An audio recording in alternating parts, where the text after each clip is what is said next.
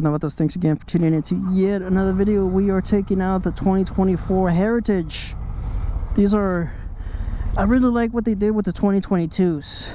You know, I don't know, maybe a lot of people didn't like the mag wheel on this, but I like the modern take on the 2022, that black and red one. If you guys remember, it's in gear. All right, so this is, of course, the 2024 Heritage Chrome out everything. You guys can see with the leather saddlebags.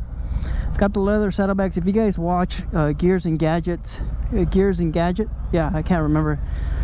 I think Dan from Gears and Gadget, he owns a Heritage. So, sorry guys. Beautiful looking bike, style wise, very classic bike with spoked wheels, the windshield. This pretty much comes standard the way you see it here.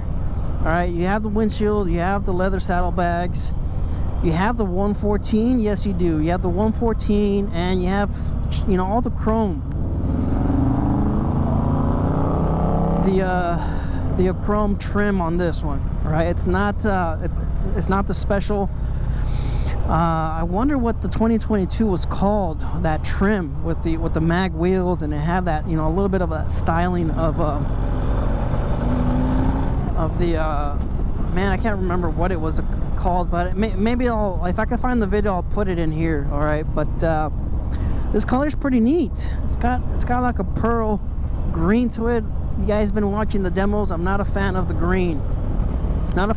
But the windshield, it's doing the job, of course. Like I said, these bikes are still the same from 2018. I mean, they're still the same bikes, guys. I'm not sure why people keep on tuning in on these new demo rides. I don't know. I'm not sure what it is, or, you know, I just don't know. I mean, these bikes are pretty much have been left unchanged since 2018. Yes, they probably upped the displacement because it's got the 114. I don't remember if this always if this always had the 114 in it. I'm not entirely sure, but I mean, like I said, I always compare it to the touring models, the limiteds, especially like this one right here on the left side of me. It's got the limited. It's the Street Glide Limited, and that and this one have the same powertrain. It's the same powertrain. Yeah, the 114, but of course, obviously, that's going to be about 200 pounds heavier than this one, because you have the lowers, and then you have the touring package and all that other good stuff. And then we also have the CVO up here up front. That's the Street Glide CVO. So you have both of them out here. CVO 2024, which has the new styling. You can see the saddlebags, and then you can see the saddlebags on the on this white onyx pearl limited 114. That's got the 117 with the VVT, so that's going to be a little bit more responsive, bigger displacement. And you also have liquid cooled heads on that one as well. This one, of course, you also have the same thing. It has the radiators. You can even actually see the fan right in there where the speaker would be. I mean, if you can see that opening, you can see the fan in there, the cooler or the radiator. But man, this bike feels fantastic. All right, let's talk about the 2024 Heritage. Sorry guys, like I said, these videos are pretty much still the same. The bikes, they haven't really done much. The overall fitment, I'm 5'7". I'm looking right over the glass. If you guys saw earlier with the Road King, I was looking through the glass. This one, I'm right above it, which is nice. I like that. I don't really like looking through the glass. The positioning on this thing is fantastic. I'm upright. My arms are relaxed. My elbows are down low. Nothing, you know, dramatic or anything like that, like on the breakout. I am very comfortable right now in this seat. It just has extra cushion. The seat on the Heritage is very soft, so I mean, that might be a con long range maybe, but you know, just first ride, you know, you probably need some braking in. Maybe that's when you'll probably start noticing a little bit of the cons, but right now it is a very soft seat. with the bigger floorboards. I also like the floorboards, how long they are. You're able to shift your legs back, so you can have that mid control bike, mid control feel. Sorry guys, mid control feel with these longer floorboards. I really like them. So here we're gonna turn right up here, and man, that CVOST looks fantastic. I'm not sure what color that's called, 2024, but man, I like the way the Heritage is handling. I'm not sure if they've retweaked the handlebars.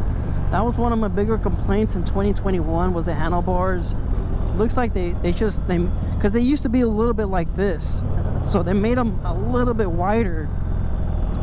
They're more of a ape hanger. It's just, you know, the angle of the bars, they're a little bit closer to the rider, so you're a lot more, you know, comfort, or yeah, you're a lot more comfortable with the handlebars being pulled back, so you're not over the fuel tank. And that's why, you know, I mentioned that you're upright on the bike. You're not leaning over the tank. It's not aggressive.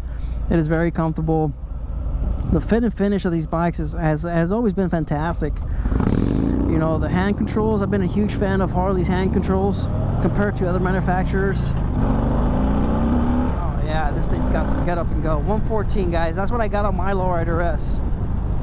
I got a 114 with a stage 2. All right, it's a whole different beast. Like I've mentioned in a lot of the videos, they have a lot of potential. You can do a lot with these bikes, man. They have so many cams. The aftermarket support is wild. You have so many exhaust pipes. You have so many different cams: 465, 475, 468, 485. I mean, there's just so much. There's just so much available out there. You guys can pretty much do anything with these bikes. Just completely change the top end feel of it if you want more of the highway, or that bottom end if you want more of that low end torque that Harley's known for. But yeah, you have all the chrome on this. You have the passing lights as well with the LED daymaker. I don't believe this has LED passing lights. I doubt it, knowing Harley. You have chrome trim on the front fender and on the rear fender. Like I said, it's really classic look. It's really of a classic look on the Heritage. So let's go ahead and get into it again. Once again, these guys are riding very aggressive. I don't know if I want to do that. Let's do it. I don't want to ride around like a complete moron. That's what I don't want to do. You know, I'm a law-abiding citizen, guys. All right, so let's go ahead and give it a little bit more fuel. Let's go ahead and get in. We gotta turn right, but man, the bike feels great. Very comfortable. Love the windshield.